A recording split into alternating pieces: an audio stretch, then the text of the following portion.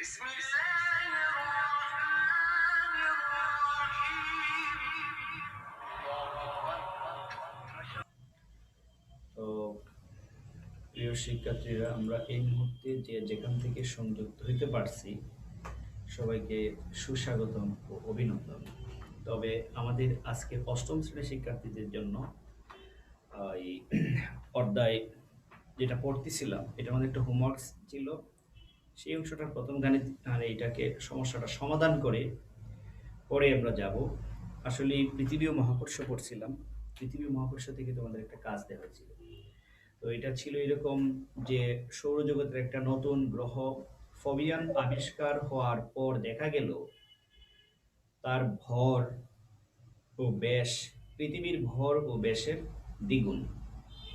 অর্থাৎ যে গ্রহটা আবিষ্কার হয়েছে সেটা পৃথিবীর ভর যত তার দ্বিগুণ, পৃথিবীর ব্যাস যত তার দ্বিগুণ।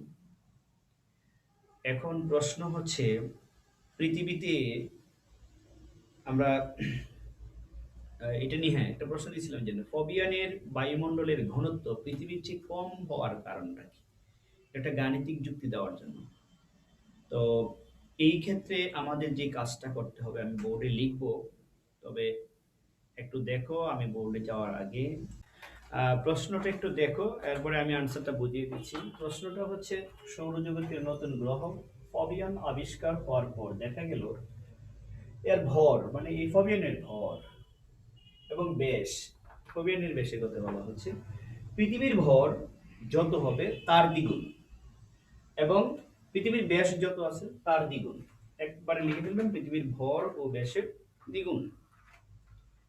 3 নম্বর প্রশ্ন হচ্ছে, এখানে উল্লেখিত ফবিয়ানের, এইখানে যেটা উল্লেখ করা হয়েছে ফবিয়ানের বায়ুমণ্ডলের ঘনত্বটা পৃথিবীর চেয়ে কম কেন।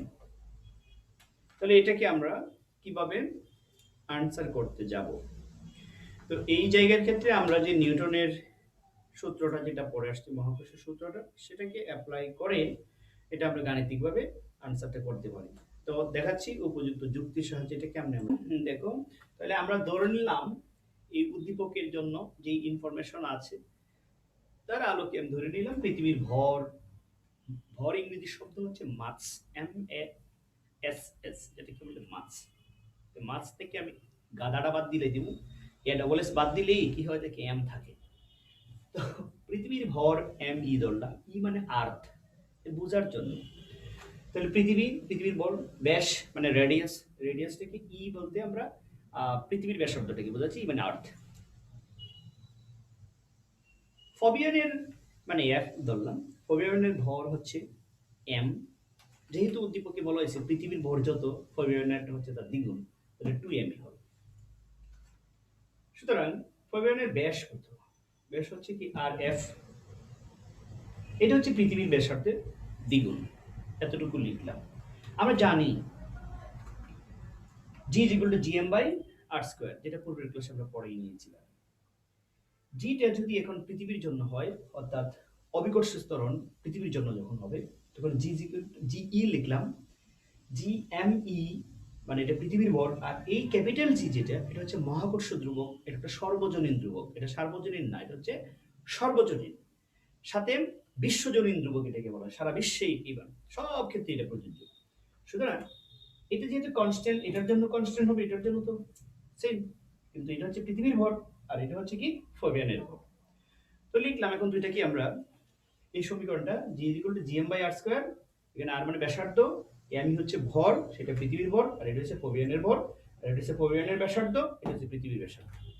তো এটাকে আমি যদি 1 নং ইকুয়েশন দিই, এটাকে যদি আমি 2 নং ইকুয়েশন দিই, আমরা একটা কাজ করতে পারি যে যে কোনো একটাকে, ধরো এই ফবিয়ানটাকে মানে জিএফ কে জিই দ্বারা ভাগ করলাম, ভাগ করার পরে দেখো কি আসতেছে, উপরে আমি লিখতেছি। তো আমরা এখন এটাকে কি করব, যে দুই নং সমীকরণকে 1 নং সমীকরণ দ্বারা ভাগ করলে পরে আসতেছে কি, এটা তো এই উপরে একটা ভগ্নাংশ, নিচেও একটা ভগ্নাংশ, সুতরাং একটা ভগ্নাংশকে যদি আমরা আরেকটা ভগ্নাংশের সাথে ভাগ করি, তাহলে এটাকে আমরা কি বলি, জটিল ভগ্নাংশ। জটিল ভগ্নাংশকে সাধারণ ভগ্নাংশে পরিণত করা, মানে কি এটা ঠিক রাখি, এটাকে আমি চেঞ্জ করে দিচ্ছি। তাহলে এখানে কি দেবো, আচ্ছা এটা ঠিক রাখি, তার মানে তোমরা তো বুঝবা, এটাকে আমরা এইভাবে লিখতে পারি জিএমই আর এটা হচ্ছে জিএমএফ, হ্যাঁ জিএমএফ আর হচ্ছে কি আর এফ স্কয়ার ইনটু, যখন এটাকে আমি উপরে তুলে ফেলবো, নিয়ম তো ভাগ, ভাগটাকে যখন উপরে উঠে তখন কি হয়ে যায়, গুণ হয়ে যায়, গুণ হলে কি হবে, চিহ্ন পরিবর্তন হওয়ার সাথে সাথে এটা উপরে উঠে যাবে, আর স্কয়ার জি এম ই। তাহলে জি জি কর্তন, এই জায়গায় মান বসিয়ে দিয়ে প্রথমে এটা লিখে মানটা বসাই। আর এফ, আর এফ এর মান কত, আদনান বলে তো এই আর এফ এর মান কত, আর লিখো 2 আর ই, ঠিক আছে 2 আর ই, এই যে আর এফ যেটা আছে এটার মান হচ্ছে 2 আর ই, সুতরাং হোল স্কয়ার। কারণ এই আর এফ এর মান একটু আগে আমরা দেখাইছি যে এটা হচ্ছে ফোবিয়ানের ব্যাসার্ধ হচ্ছে পৃথিবীর ব্যাসার্ধের কিন্তু দ্বিগুণ, তাহলে পৃথিবীর ব্যাসার্ধটা কত, 2 আর ই, তাহলে ফোবিয়ানেরটা কত হবে, 2 আর ই হোল স্কয়ার। এখন আসি এম ই, আর এখানে তো একটা আর ই স্কয়ার আছে, আর ই স্কয়ার আছে, এটা থাকলো, এটাকে আমি চেঞ্জ করব না। এম এফ আছে, তাহলে এম এফ হচ্ছে কি, ফোবিয়ানের ভর, তাহলে ফোবিয়ানের ভরটা হবে পৃথিবীর ভরের দ্বিগুণ, তাহলে পৃথিবীর মানে 2 এম ই। আচ্ছা, এখানে আছে কি এম ই, এখন দেখলাম এম ই কর্তন, আর এই জায়গায় কি রইলো, আমরা পাইলাম আর ই তাহলে স্কয়ার যদি করি এটার মানে হচ্ছে কি, তাহলে 2 স্কয়ার মানে 4 হয়ে যাবে, 4 আর এটা যদি দেই তোমরা বুঝো এগুলা, তাহলে এটা কেটে দিলে কত হয়, 2 থাকে, আর আর স্কয়ার কর্তন, তার মানে আমরা পাইতেছি কিটা, উপরে কোনো কিছু নাই, 1 আছে, নিচে হচ্ছে কত 2 আছে। আচ্ছা, এই জায়গায় হচ্ছে কি এম ই কেটে দিলাম, তাহলে এখানে আসছে কি আর ই কর্তন, আর দুই যেটা ভাগ করলে আসছে কত, 2। কিন্তু এইখানে একটা বিষয় দেখো, আমরা যেটা দেখলাম 2 এম ই, এখানে আমরা কাটাকুটি করার পরে পাইলাম কত, 1/2, তাহলে 1/2 মানেটা কি, এই জায়গায় আমরা দেখলাম জি এফ আর এখানে কি জিই, তাহলে এখান থেকে কি পাইলাম, একটার, দেখো পৃথিবীর অভিকর্ষ ত্বরণ, মানে আমরা যদি আর গুণ করি পৃথিবীর অভিকর্ষ ত্বরণ আর ফোবিয়ানের অভিকর্ষ ত্বরণের, তাহলে কি পাইলাম, একটা সম্পর্ক পেয়ে গেছি। সম্পর্কটা কি, উপরে যদি আমরা লিখি, এই জায়গায় আমরা একটা সুন্দর একটা ধারণা এখান থেকে পাবো, যে বলতে পারি সুতরাং ফোবিয়ান মানে পৃথিবীর অভিকর্ষ ত্বরণ হচ্ছে 2, এটা হচ্ছে কি জি, এটা হচ্ছে কি 2 জি এফ, মানে পৃথিবীর অভিকর্ষ ত্বরণটা হবে ফোবিয়ানের অভিকর্ষ ত্বরণের দ্বিগুণ, অর্থাৎ জিএফটাকে আমি যদি এটাকে বের করে ফেলি, উল্টাভাবে যদি আমরা এভাবে বের করি, অথবা আমরা লিখতে পারি জি এফ ইজ ইকুয়াল টু হচ্ছে 1/2 জিই, তুমি এভাবে বলতে পারো, যেহেতু আমরা ফোবিয়ানটা এইটা বের করছি, কেন, কারণ ফোবিয়ানের কেন ঘনত্বটা কম এটা ব্যাখ্যা করার জন্য, তো বলবো জিএফ মানে ফোবিয়ানের অভিকর্ষ ত্বরণ হচ্ছে পৃথিবীর যত অভিকর্ষ ত্বরণ আছে তার অর্ধেক হবে। এখন এখান থেকে তোমরা যে একটা বিষয় জানবা, ফোবিয়ানের অভিকর্ষ ত্বরণ কম থাকায়, কথাগুলো মনে রাখবা কি বলতেছি, ফোবিয়ানের অভিকর্ষ ত্বরণ কম থাকায় অনেক গ্যাস এবং মহাকর্ষীয় আকর্ষণ চিহ্ন করে মহাশূন্যে বিলীন হয়ে যায়, ফলে বর্তমানে আমরা বলতে পারি ফোবিয়ানের এই বায়ুমণ্ডলের ঘনত্বটা কম হয়। আমি প্রথম থেকে শুরুটা আমি আবার বোঝাই দিচ্ছি, এই পর্যন্ত আসার পরে তুমি বলবা, আমরা গাণিতিক সমস্যার ক্ষেত্রে আমরা এই যে সমাধানটা করছি, এরপরে যে বলবো যে এখান থেকে আমরা দেখতে পারলাম যে জিএফ হচ্ছে পৃথিবীর অভিকর্ষ ত্বরণের অর্ধেক। তো যদি পৃথিবীর অর্ধেক হয়ে থাকে, পৃথিবী এবং ফোবিয়ানের সৃষ্টির সময়, যখন এটা দুইটা সৃষ্টি হয়েছে, সৃষ্টির সময় বিভিন্ন গ্যাসের উষ্ণতাও বেশি ছিল, এটা স্বাভাবিক, আমরা জানি বিগ ব্যাং তত্ত্ব যারা পড়ছে, মানে উষ্ণতা বেশি মানে তাপ বেশি ছিল, কিন্তু তাদের অণুগুলোর বেগও অনেক বেশি ছিল, তাপ বেশি থাকলে অণুগুলোর বেগ কি হয়, বেশি থাকে, এটি স্বাভাবিক। আমরা বলতেছি যে পৃথিবীর সৃষ্টি মানে এই যে দুইটা গ্রহ পৃথিবী বলো আর একটা কি হচ্ছে ফোবিয়ান বলি, দুটাই যখন সৃষ্টি হয়েছিল তখন কিন্তু তার তাপমাত্রাটা কি একটু বেশি ছিল, এখন আস্তে আস্তে শীতল হয়ে গেল। তো যখন তাপমাত্রা বেশি ছিল তখন তার কি ছিল, এই অণুগুলোর ভিতরে সংঘর্ষ অর্থাৎ গতিশক্তিটাও বেশি ছিল। এই পরে আমরা বলবো পৃথিবীর অভিকর্ষ ত্বরণ বেশি বলে, এই যে পৃথিবীর অভিকর্ষ ত্বরণ কিন্তু ফোবিয়ানের দ্বিগুণ, তাহলে আমরা বলতে পারি পৃথিবীর অভিকর্ষ ত্বরণ বেশি বলে এই গ্যাসগুলোর বেশিরভাগ মহাকর্ষীয় আকর্ষণ চিহ্ন করে বের হতে পারেনি। মানে কি, বস্তুর উপর পৃথিবীর আকর্ষণকে কি বলে, অভিকর্ষ ত্বরণ বলে আমরা বলি। মানে এটাকে আমরা বলি বস্তুর উপর পৃথিবীর আকর্ষণটাকে আমরা বলি অজন মূলত। আর অভিকর্ষ বলের বিরুদ্ধে কাজ করে এমন কোন বস্তু অবস্থানের পরিবর্তন, দাঁড়াও দাঁড়াও আসতেছি, হ্যাঁ হ্যাঁ হ্যাঁ বলো। ফিনিশিং লাইনটা এইভাবেই লিখবা যে আমরা এখান থেকে দেখলাম g is equal two 1/2 GE, অর্থাৎ ফোবিয়ানের অভিকর্ষ ত্বরণ হচ্ছে পৃথিবীর অভিকর্ষ ত্বরণের অর্ধেক। এক্সট্রা কথাবার্তা আগ্রহ না লিখতে পারলে তুমি ডাইরেক্ট লিখবা যেহেতু পৃথিবীর অভিকর্ষ ত্বরণের অর্ধেক, সুতরাং তার ঘনত্ব কম হবে, এতটুকু। আর যদি তুমি ওই লাইনগুলোর লিখতে পারো তো বলে দরকার নাই, পরে 9 10 ওঠার পরে তুমি বাইরে লিখবা না। তো আশা করি এই অংশটা পারবা। অভিকর্ষ ত্বরণের সংজ্ঞাটা তোমাদের একটা খুব গুরুত্বপূর্ণ, অভিকর্ষ ত্বরণ জিনিসটা কি এটা লিখতে হবে। তা আমরা জানি ও ত্বরণ হচ্ছে কি, মানে প্রতি সেকেন্ডে বেগ বৃদ্ধির হারটাকে আমরা বলি ত্বরণ, আর মন্দন কি, প্রতি সেকেন্ডে বেগ হ্রাসের হারটাকে বলে মন্দন।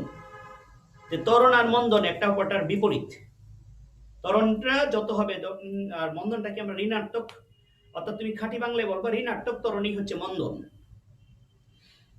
বিশেষ করে তুমি যখন সাইকেল চালাইতে যাইবা দেখবা অনেক সময় ব্রেক করবা তখন গাড়ির গতি কমে যায়, অথবা ট্রাক দিয়ে মানে দেখবা যখন ব্রেক কষে তখন গাড়িটা সামনে নাকি একটু পিছন দিকে মারে, এই হচ্ছে মন্দন। এগুলো পারবা পরে। আমরা বলতেছি অভিকর্ষ ত্বরণ কি, অভিকর্ষ বলের বিরুদ্ধে, সরি আমরা বলবো অভিকর্ষ বলের প্রভাবে, উপর থেকে যখন ছেড়ে দিব আর কি, অভিকর্ষ বলের প্রভাবে মুক্তভাবে পরন্ত কোনো বস্তুর বেগ বৃদ্ধির হারটাকে আমরা বলবো অভিকর্ষ ত্বরণ। তো এই অবস্থা দেখলাম। এখন আর একটা ছোট প্রশ্ন দিই যেটা তোমরা নিজেরা পারবে। লেখো তো একটা প্রশ্ন। 5 কেজি ভরের একটি ইট ভূপৃষ্ঠ থেকে চন্দ্রপৃষ্ঠে নেওয়া হলে ওজনের কি তারতম্য হবে? হ্যাঁ, 5 কেজি ভরের একটা ইট ভূপৃষ্ঠ থেকে চন্দ্রপৃষ্ঠে নেওয়া হলে তার ওজনের কি তারতম্য হবে? তাহলে এইভাবে যদি থাকে, এরকম অসংখ্য থাকবে। আজকে আমি একটু লম্বা করবো না, তো আমরা এটাকে একটু দেখাই দিচ্ছি কিভাবে এটা করবে। বস্তুর ভর রনে বনে জঙ্গলে যেখানেই যাবে বস্তুর ভর ফিক্সড থাকবে, ভর অপরিবর্তনশীল, পরিবর্তন হয় না, কিন্তু ওজন পরিবর্তনশীল। তাহলে আমরা বুঝলাম রনে বনে জঙ্গলে যেখানেই তুমি কোনো একটা বস্তু নিয়ে যাবে তার ভর ঠিক থাকবে, সেটা হোক মঙ্গল গ্রহে অথবা জঙ্গলে। জঙ্গলে বা মঙ্গলে যাই হোক না কেন বস্তুর ভর কিন্তু ঠিক, কিন্তু পরিবর্তনটা কার হবে? পরিবর্তনটা হবে যে ওজনের। আচ্ছা, মানে আমরা জানি পৃথিবীতে জি এর মান হচ্ছে 9.81, একটা স্ট্যান্ডার্ড মান ধরা হয়, metre per second square, metre per second square. যদি চন্দ্রপৃষ্ঠের কথা বলা হয় তুমি বলবা চন্দ্রপৃষ্ঠে জি এর মানটা হচ্ছে জি এম, লিখতে পারো মুন, ঠিক আছে? চন্দ্রপৃষ্ঠে হবে জি ডিভাইডেড, মানে জি এর মানটা যত আছে এটার তুমি 6 দিয়ে ভাগ করবা, ভাগ করলে একটা রেজাল্ট আসবে। আশা করি কত 9.81, যদি 9.81 divided 6 is equal to 1.635, 1.635 metre per second square. তাহলে ঘটনাটা কি বোঝা গেল? ভূপৃষ্ঠে জি মানে অভিকর্ষ ত্বরণের মান 9.81 metre per second square, but চন্দ্রপৃষ্ঠে হচ্ছে পৃথিবীর পৃষ্ঠে যত তার 6/1 মাত্র। পৃথিবীর পৃষ্ঠে যদি হয় 9.81, তাহলে চন্দ্রপৃষ্ঠে হবে 1.635। তার মানে আমি যদি বলি পৃথিবীতে একটা বস্তুর ওজন হচ্ছে এত, তাহলে চন্দ্রপৃষ্ঠে কত হবে, এই ভ্যালুগুলো আমাদের কাজে লাগিয়ে বের করতে হবে। তাহলে আমি বলতেছিলাম 5 কেজি ভরের একটা বস্তু, এই 5 কেজি ভরের বস্তুটার পৃথিবীতে ওজন কত হবে এটা আমরা বলতেছি। দেয়া আছে বস্তুর বা ইটের, সে বস্তুটার নাম দেওয়া আছে, বস্তুর ভর 5 কেজি। সুতরাং কোথায়, যে কোনো জায়গায় বস্তুটার ভর ফিক্সড। তাহলে বস্তুর ভরটা যদি এত হয়, আমি যদি বলি এটারে পৃথিবীতে লিখতে পারো, পৃথিবীতে, এটা লেখা লাগে না, পৃথিবীতে বস্তুর ভর হচ্ছে 5 কেজি। এখন ওই পৃথিবীতে এই বস্তুটির ওজন কত হবে, বস্তুটির ওজন হচ্ছে ভর কোণ নাই, ওই যেই জায়গায় কোন বস্তুর একটা ওজন নির্ণয় করা মানে কি, এখন তোমার যদি বলি তোমার ওজন কত, তুমি বলবো আমার ভর যত তার সাথে ওই অঞ্চলের এইখানের তার জি এর মান গুণ করলে যত তত। ঠিক আছে, ধরো আমি আমার ভরের ক্ষেত্রে বলি 75 স্ট্যান্ডার্ড ভ্যালু ইনটু 9.8, ওকে লুল, তাহলে কত আমরা পেয়েছি, আমরা পেয়েছি 9.8 ইনটু 75, সুতরাং আমার ওজন হচ্ছে 735 নিউটন। এখন আমি যদি বলি এই তোমরা জানো, আমার আসলে আরো একটু বেশি হবে, ঠিক আছে, এখন আর একটু ইমপ্রুভ হয়েছে না, তার মানে আমি 80 কেজি ধরবো, মাপি নেই তো, 80 গুণ 9.8, তার মানে আমি 784 নিউটন আমার ওজন, কত, 784 নিউটন। তুমি বলতেছ পরে হাস্যকর, নো নো নো, ইহা সত্য। যারা বলে ওজন কত এবং ওজনটাকে কেজিতে প্রকাশ করে, ওরা কারা, ওরা বোকা। ঠিক আছে, ওরা কারা, ওরা বোকা। কারণ ওজনের একক হয় কিলোগ্রাম, আর এটা হাস্যকর ছাড়া কিছু না, ওজনের একক সবসময় নিউটন আর ভরের একক কিলোগ্রাম। তো তোমাকে যদি বলে তোমার ভর কত বা মাস, তখন তুমি বলতে পারবে যে আমার ভর হচ্ছে এত কেজি। এখন দেখা যাচ্ছে ওজন, স্যার আমি তো ওজন মাপছি, আমি তো 75 কেজি, মা মা ওমা ওমা, কি কর, ওজন কেজিতে, এটা বিনোদন ছাড়া কিছু না। সুতরাং আমাদের শিখতে হবে ওজনটা কি আর ভরটা কি। অতএব এখানে বস্তুটার ভর হচ্ছে 5 কেজি, সুতরাং ওই জায়গায় ভূপৃষ্ঠ বলা লাগে না, ভূপৃষ্ঠের জি এর মান ফিক্সড। এই হিসেবে তাহলে আমরা কি করব, ওই পৃথিবীতে তার বস্তুটির ওজনটা কিভাবে বের করব, তার ভর যত তার সাথে 9.8 গুণ করলে এটা ওয়ান স্ট্যান্ডার্ড দিলাম এত নিউটন হবে। Now you will be gets the value 5 into 9.8 1, so আমরা পাইতেছি 49.05, 49.05। আর যদি তোমাকে প্রশ্নে 9.8 লেখা থাকে এটাই ব্যবহার করতে হবে। এখন যে চন্দ্রপৃষ্ঠে, চন্দ্রপৃষ্ঠে এইভাবে অনুরূপভাবে তুমি করতে পারো। আর যদি কেন আমি হুদাই করব, কারণ যে পৃথিবীতে যত ওজন হবে এটারই তো 6টা ভাগ করলেই তো হয়, হ্যাঁ ইহাও সত্য। তাহলে লিখব অতএব চন্দ্রপৃষ্ঠে, চন্দ্রপৃষ্ঠে বস্তুটির ইট বা ইটারাটি বস্তুটির ওজন হবে 49.05 ডিভাইডেড 6, 6 দ্বারা ভাগ করব, কারণ পৃথিবীতে ওজনটা যত হবে চন্দ্রপৃষ্ঠে তার 6 দ্বারা ভাগ করলেই হয়। তো ডিভাইডেড 6 ইজ ইকুয়াল টু আমরা পেয়েছি 8.7 49.05 ডিভাইডেড 6, 8.175, অনেক কম, 8.175 নিউটন। ও মা, পৃথিবীতে হচ্ছে 49.05 নিউটন আর চন্দ্রপৃষ্ঠ হবে 8.175, তাহলে পার্থক্য কত বা তারতম্য কত, তাহলে লিখবা পার্থক্য হচ্ছে ওজনের পার্থক্য, আমার পার্থক্য না, পার্থক্য 49.05 মাইনাস 8.175, যা আছে তাই হচ্ছে ওই বস্তুটার চন্দ্রপৃষ্ঠে এবং ভূপৃষ্ঠে ওজনের পার্থক্য। এটা তোমরা হোমওয়ার্কস করবা। আমি একটু বলে দিচ্ছি, 60 কেজি বরের এক ব্যক্তি হ্যাঁ একটু দ্রুত লিখবা। 60 কেজি ভরের এক ব্যক্তি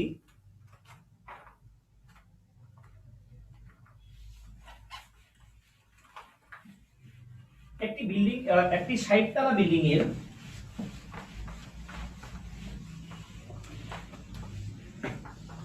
তিনটা অবস্থানে আমরা দেখাই দিব। 60 তলা বিল্ডিং এর তিনটি অবস্থানে অবস্থান করতেছে। তিনটা অবস্থান 1 2 3। তাহলে 60 তলা বিল্ডিং এর উপরে যখন ছিল, মানে ছাদের উপরে, জি এর মান হচ্ছে 9 ওই থেকে 8.75 মিটার পার সেকেন্ড স্কয়ার, এটা এ বিন্দুতে আছে। সে 12 তলায়, 60 তলা না, তাহলে দিব এটাকে না, হ্যাঁ 12 তলায় দিব। 12 তলায় আছে। 12 তলায় যখন থাকে, এটা হচ্ছে ডি বিন্দুতে, এখানে হচ্ছে জি এর মান হচ্ছে 9 দিতাম না, দিলে 9.00 মিটার পার সেকেন্ড স্কয়ার। এই হলো সি বিন্দুতে, এখানে আমরা দিব না, এটার মান দিব না। 9.81 তোমার মুখস্থ জানতে হবে। তাহলে এ বি সি ডি, এক ব্যক্তির নাম কি? মিস্টার জামিলা খাতুনের বড় ভাই মিস্টার জালাল মিয়া। এই জালাল মিয়া উপরে আছে, এ বিন্দুতে আছে। জালাল মিয়া বি বিন্দুতে আছে। জালাল মিয়া সি বিন্দুতে আছে। এখন আমরা উদ্দীপকটা এটাই, অথবা হালুম টুকটুকি যে কোনো একটা ইউজ করতে পারো। বেশিরভাগ সময় আমি হালুম টুকটুকি ইউজ করি। তো তোমরা ইকু শিকু আবি যাবি একটা নাম দিয়েছি যে 60 কেজি ভরের মিস্টার জালাল সাহেব একটি বিল্ডিং এর এ বিন্দুতে, বি বিন্দুতে এবং সি বিন্দুতে অবস্থান করতেছিল ভিন্ন সময়ে। তাহলে এই বিন্দু তিনটিতে বা তিনটা অবস্থানে আর কি, ওই তিনটা অবস্থানে মধ্যে কোনটিতে তার ওজনের মানে মান বেশি হবে এবং কেন হবে তা ব্যাখ্যা করো। অর্থাৎ কোন অবস্থানে তার ওজন বেশি হবে এবং কেন হবে তার গাণিতিক যুক্তি দাও। এতটুকু থাকবে। নেক্সট ক্লাস তোমাদের রবিবারে 12টায় ঠিক টাইমে থাকবে। এই পর্যন্ত সবাই ভালো থাকবে, সুস্থ থাকবে। আর এই ক্লাসের ভিডিওটা রাত্রে আমি দেওয়ার চেষ্টা করব। ধন্যবাদ সবাইকে।